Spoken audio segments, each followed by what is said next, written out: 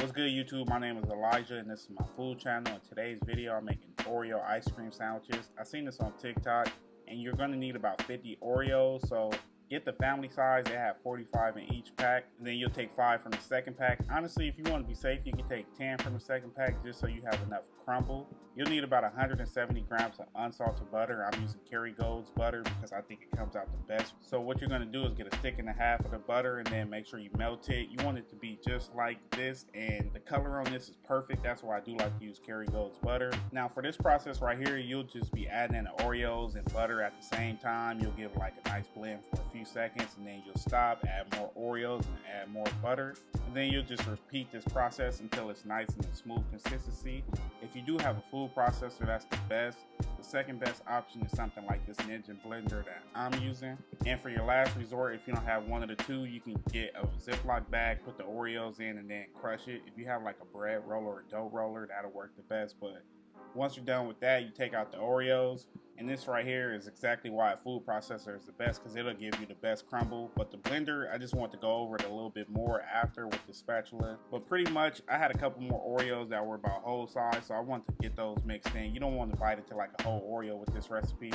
You will need a 9 by 9 inch pan. That's how you get like a more thicker ice cream sandwich. If you want to double this recipe and put it in a bigger pan, you can do that as well. But start off like this just so that you don't make any mistakes, and then you'll get a feel for it for the next time you do bake it. Make it, not bake it. But anyways, I'm over here discombobulated.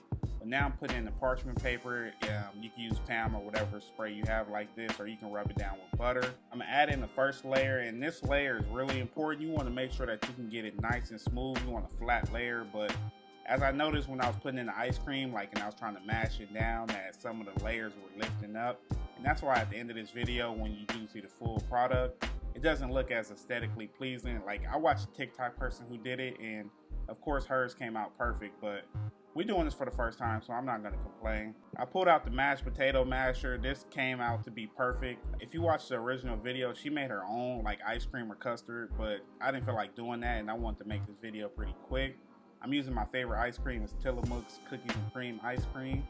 If you want to do something different, you can. You can use vanilla if you want to, but I think that with this recipe, the cookies and cream goes perfect. Tillamook is one of the best ice creams, by the way. If you've never had it, go try it. I think it's from Oregon. Yeah, top tier ice cream. They got some good flavors too. And this is not an ad, but Tillamook, if you want to sponsor me, go ahead. Now for my least favorite part of this whole recipe was putting in the ice cream and mashing it down. I don't know how I could have done this better, but I'm sure a lot of y'all who do make this will do the same thing. I'm just letting you know. It was the hardest part for me at the beginning, but I got a hang of it, and then I finally was able to get it all in. I tried to flatten it out with the ice cream scooper. It worked pretty good, I'm not gonna lie. Once I put that last layer on top and then use that masher, I think it all came together pretty well. But yeah, for me, I give this like a 10 out of 10. For a first time try, I'm not mad at it. Now let's go with the top layer, the last layer. This isn't as hard as it looks. I'm just making sure that I fill out every edge and every corner. I tried to be perfect so I could get like the prototypical thumbnail shot. I couldn't get it. It didn't look as good as the TikTok influencer. I'm sorry, I tried. If I failed you, I apologize.